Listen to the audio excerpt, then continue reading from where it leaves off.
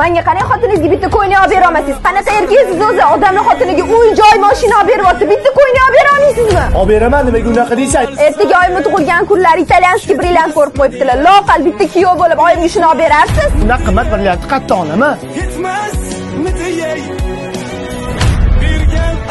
Menga qara, ozgina xotin bo'lib turib, erga e'tibor bersang bo'lmaydi. Kiyimlarim dazmol qilinmagan, qozonda ovqat ham yo'q.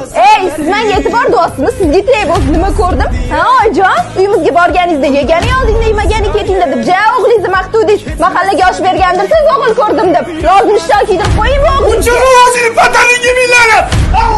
Onam, yosh bo'lgan qizim o'g'lim baxtli bo'laman dedim. Mana bitta o'g'lingiz baxtsiz bo'lsa.